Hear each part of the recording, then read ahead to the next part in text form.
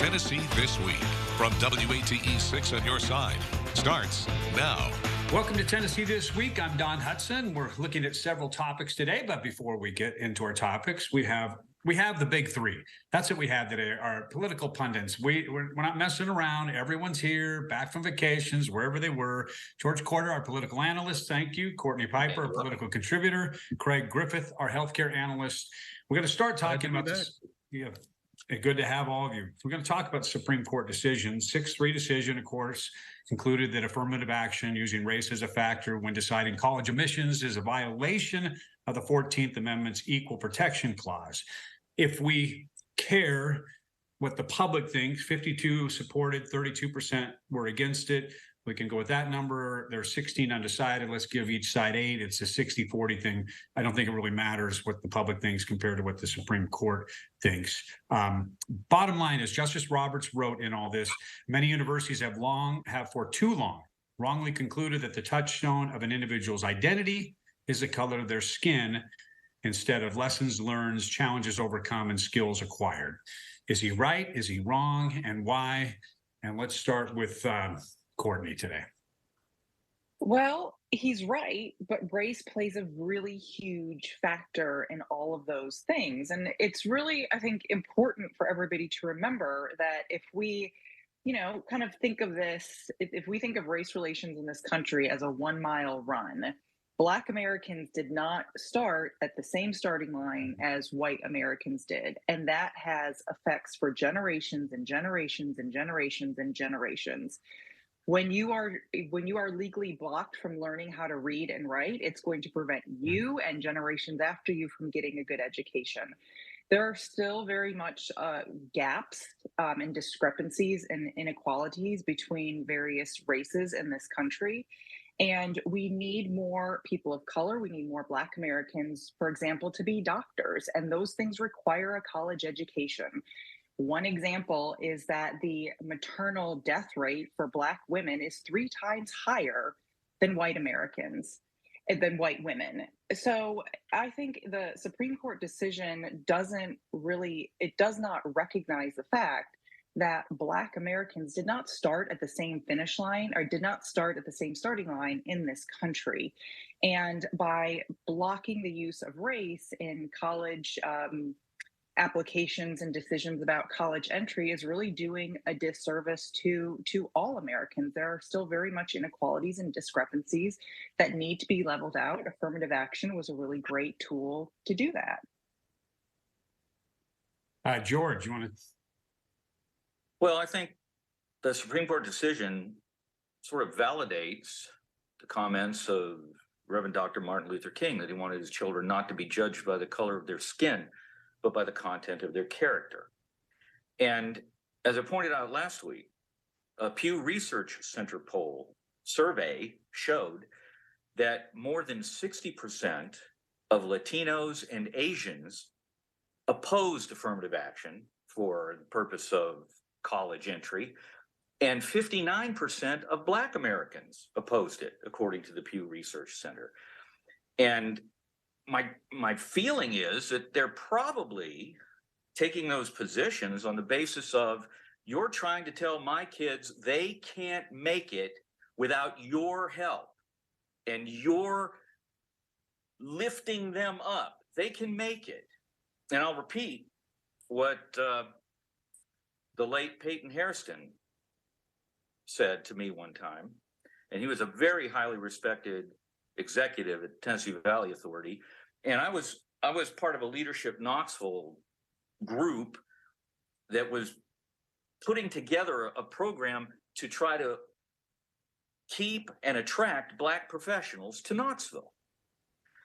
And Peyton looked at me and said, you want to keep Black professionals in Knoxville and attract them here? Treat them like everybody else. Don't patronize them. And I think it looks, based on what Pew said and what I've seen in some other polls, that people are adopting that viewpoint. Craig? Well, I read Judge Thomas's concurring opinion on this, and the only thing that comes to mind on that is that he must think we live in a perfect world. that where merit is your key to success, that there are no other factors that are going to influence your future. And I think we all know that we don't live in a perfect world. I found it ironic that the day that this decision came out, there was a analysis by the Tennessean reporters at the Tennessean of the TCAP scores of the third grade, which showed significant disparities amongst the various ethnic groups in the state, up to 25 to 30 points difference in achievement scores. So there is a difference, but right now, affirmative action is not the solution to that. And well, if we bring up Dr. King in 1967 put out a call for a Bill of Rights for the disadvantaged. Now we're seeing that socioeconomic class is playing just as much a role in success of college students and admissions to college as anything else now. So where do we go from here? The decision has been made. How do we ensure that level playing field that people are looking for, where people can be admitted to college? And this is just for college. It's not, corporate America or anything like that, where they can be admitted to college based on their merit. And we're a long way from doing that. People have sued now to stop legacy admissions, which will never happen. And that's what I want to get into. If you just address that for like 30 seconds, give everyone 30 seconds max, the legacy, because will that be next at the Supreme Court? And in case people don't know, that's just when, a kid gets admitted because his mom or dad or grandparents were there, or maybe they donated to a certain school. Will that be the next thing that goes to the Supreme Court? And how would they rule there? But no more than 30 seconds because we need to switch topics. Well, the money is always going to speak. No matter these elite colleges, even down to community college, if you can get a building named after your parents, you're going to be accepted, and that's life. So that's never going to change. I don't see how the Supreme Court can change that, but I'll give them credit for them trying. Well, here anybody can sue anybody. Anybody can sue for anything, and if somebody wants to sue, saying they think that legacy entry into colleges and universities is somehow wrong and ought to be stopped under the 14th Amendment, then they have the right to sue. And it may go to the Supreme Court, but the chances of something like that being found unconstitutional is probably very slim. Privilege certainly gives you a leg up. And, just another piece of commentary, I find it interesting how discussions around affirmative action seem to default to the fact that affirmative action means there's no evaluation of merit. And that somehow that whole evaluation of are you qualified, are you capable, sort of gets thrown out the window and you're just evaluating race. And, that's certainly not the case. And I think that's just another example of bias and how Black Americans just did not start at the same starting line as white Americans. Let me point out again that it was Asian students who brought this case, not whites. Right. Or Asian Americans. Or it was Asian Americans. Yeah. I understand. Who were denied, essentially, over another group. And there was a North Carolina case that was white Americans and Asian Americans were the plaintiffs. Yeah, plaintiffs. Well, like I said, an ABC News story said that almost 60% of Black Americans do not favor affirmative action. There's got to be a reason for that. But just real quickly, and as a personal note, we'll take a break and talk about something else. It's interesting. I worked in Washington, D.C. in 2003. I was at the Supreme Court where there was all the yelling about affirmative action. That's when Sandra Day O'Connor cast that fifth vote saying that they could use race in the admissions. But she even said then, she said, quote, I expect that in 25 years from now, the use of racial preferences will no longer be necessary to further the interests approved today. 5 years off, but she was basically saying that this was going to happen. All right, we want to talk about student. I don't know that she was right in terms of necessary. California did away with affirmative action in their admissions to their university systems, and the diversity on the campuses has gone steadily down. So is it necessary? Is it not necessary? Well, if somebody can demonstrate that colleges and universities are making definitive decisions not to admit Blacks on the basis of race, then that ought to be attacked. Well, yeah. Obviously, I'm sure these okay. more famous colleges are only admitting like 5% of the applications that they get. Right. So I'm sure there's a significant portion of African Americans, Asians, Hispanics, Native Americans that do not get accepted. Right. Okay. We hit that topic. We're going to talk about student debt, student loan debt. Take a quick break, and we'll get on that when we come back.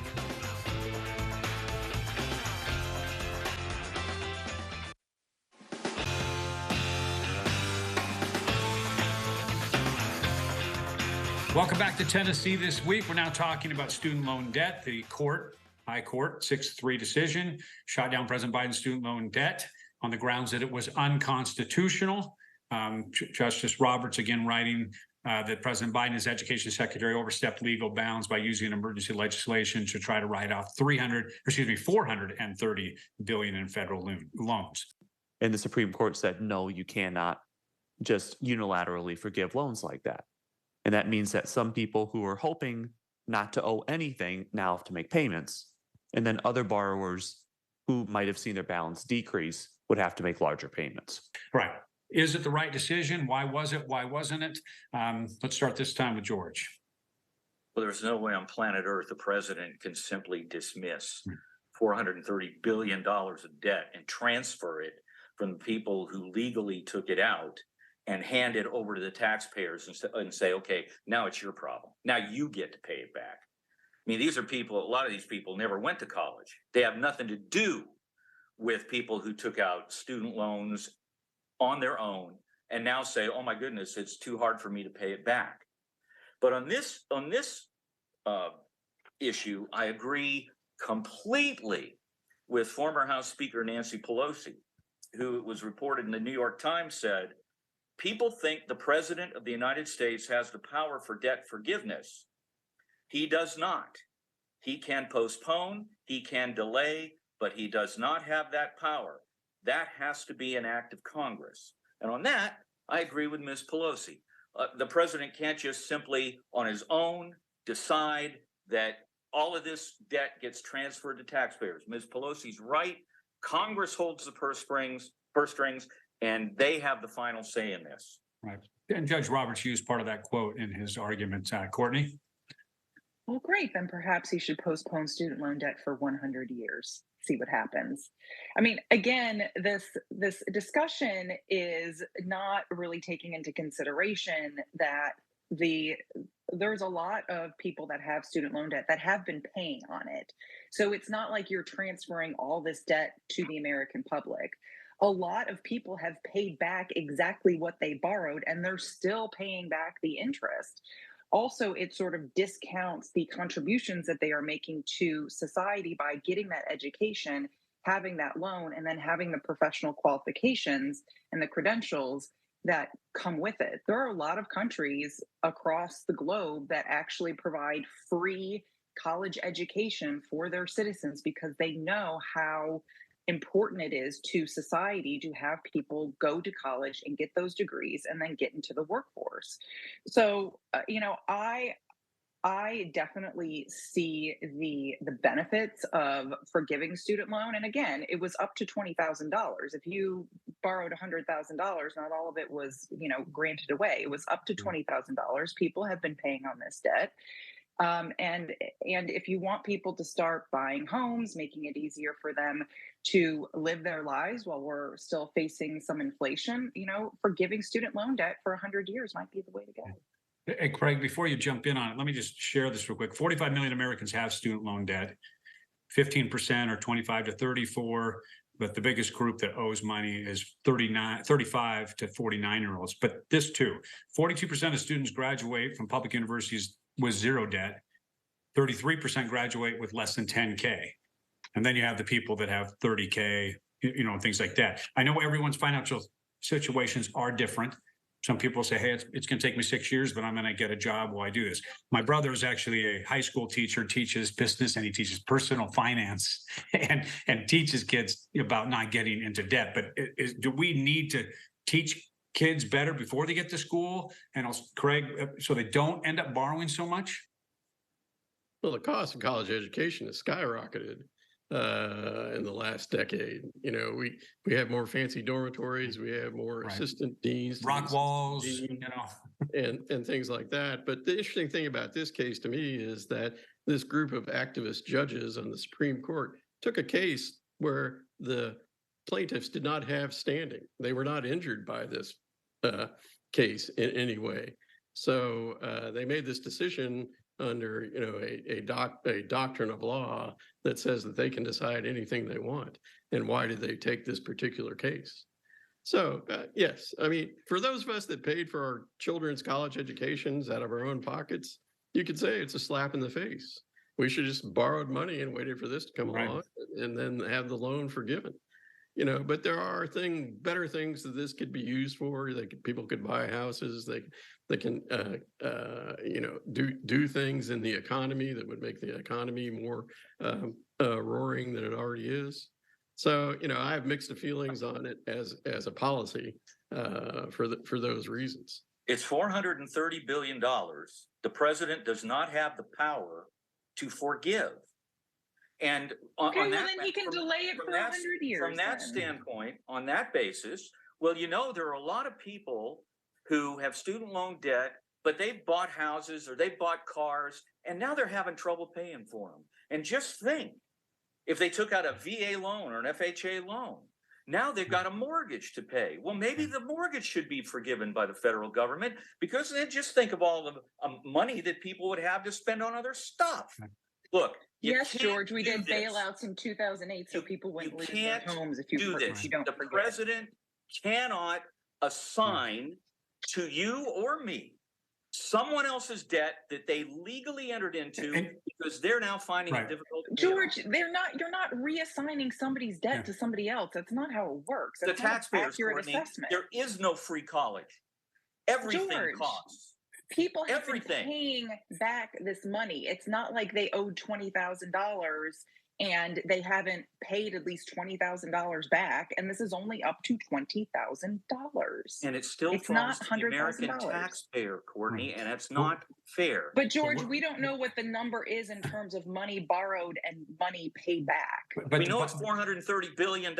Right. We do know that. Right, but what is that without what have they already paid? But Courtney, I don't care, Courtney. Listen, George and Courtney, the bottom line is the decision wasn't about how much. It could have been 30 probably. Basically, the judges said the president doesn't have the power to do that, but he's saying he can still delay it, like Courtney has mentioned. And in fact, Biden has asked his team to see if a new loan forgiveness program could be authorized under the Higher Education Act of 1965. So it's not a done deal. But anyway, we're going to go ahead and we're going to break off of this topic. And when we come back, I think we're going to talk about choo-choo trains. Can you imagine getting on a train, riding from Knoxville to Nashville, take in a concert, get dinner? We'll talk about it next. Not in this century.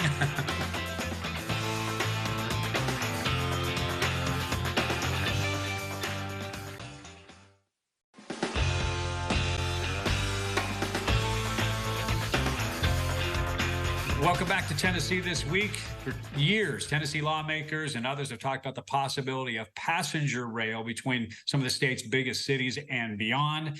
A study was just concluded that says intercity passenger rail service could help increase connectivity and facilitate tourism and other economic development initiatives in our state. In addition to that, Nashville and Memphis apparently are the number one, number two automobile dependent cities in the country. The appetite is out there for something bigger that can get us off the roads, especially when we're looking at a 60% increase in the time that we're sitting in traffic over the next decade. So Tennessee definitely is greatly in need of rail service. So, and I'm going to say Knoxville's probably not behind. The first thing they want to do is go Nashville to Chattanooga to Atlanta, and then add on Memphis to Nashville and Chattanooga, Knoxville, things like that. The last plan includes, I think Knoxville to Nashville. All right, Craig, we're going to start with you. It's your turn. If this is going to happen, is it feasible? Does it happen as we heard right before we went to the break in the next 10 years, 20 years? If you want to ride a train, go to Dollywood. That's about as close as you're ever going to get to passenger train service, I think, in Tennessee. It's just fabulously expensive. You first of all, there's all the rail lines are owned by private freight companies, and they would have priority on Right. using those rails. And Which is what they want to do. I think they just want to use those rails, not build a bunch of new ones. So no, but you have to build ADA compliant train stations. You have to buy ADA compliant trains. You have to have the people to run them. So it's just fabulously expensive for what I think is simply a tourist novelty. People aren't going to start commuting between Knoxville and Nashville just because we built a train. It's kind of like, in our situation in Knoxville, the reason we don't have a major discount airline such as Southwest is that we don't have enough passenger volume to justify them adding Knoxville to their schedule, even though we all want it. It's just not a business decision that they can make. And I think the same thing would apply to rail service. There simply won't be a high enough passenger volume to justify. They've tried to make a train in Middle Tennessee, I think between Murfreesboro and Nashville, and it runs every day. And I think it's moderately successful, but that's a very specific, it's not just a inner city train rails like this is going to be. So go to Dollywood if you want to ride a train. A good commercial for Dollywood. Courtney, you want to take a swing? Oh, I would love a train. It would be so nice. I mean, pre-COVID, I was really burning up the interstate between I-40 and I-75, and it would be so nice. But really what I would like as a first step is to just get a flight from Knoxville to Memphis back. I mean, we had one years and years and years and years ago, and that would just be a really great first start. Train would be wonderful, but maybe we could just start with that flight to Memphis. Okay. Well, when I lived in Germany in the Army, I used to travel by train, and I've traveled by train several times going back to Europe, and it's wonderful. It is spectacular, and it's never going to happen here. Florida just finished is just finishing a 170-mile train. It's called Bright Star, and it runs from Orlando south. It costs $5 billion. Now, everybody here is probably fairly familiar with Florida. It's where I grew up. It's flat and it's sand. We're not flat here in Tennessee, and it ain't sand. And the cost of this thing would be astronomical. And if it's not private, in a country with $32 trillion debt and climbing, it's a nice thing to talk about, and it keeps some people busy, but it ain't. It's never going to happen. It'd be so nice if it did. Pardon? She's saying it'd be nice if it did, but couldn't they do something more that's just focused? We only have like a minute and a half, but more focused on saying, like, say, Memphis to downtown Nashville, Knoxville to downtown Nashville, where you can actually get a lot of people to get on it because they can go take advantage of those things that are very specific. Well, this Bright Star they built in Florida, it's 170 miles, and it's $5 billion.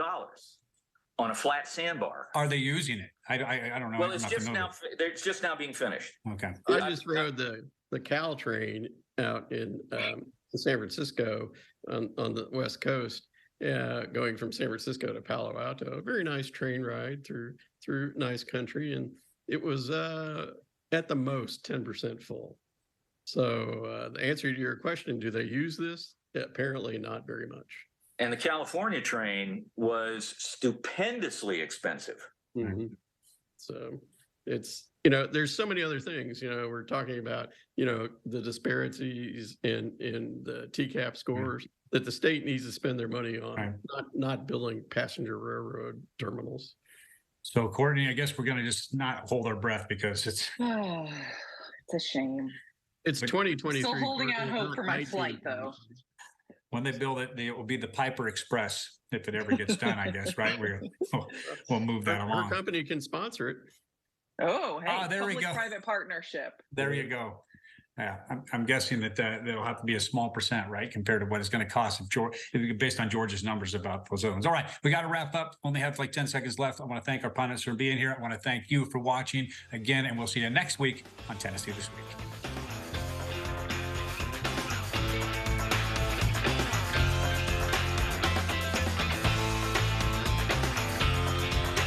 views of guests on Tennessee This Week are their own and do not represent the views of WATE 6 on your side or Next Star Broadcasting.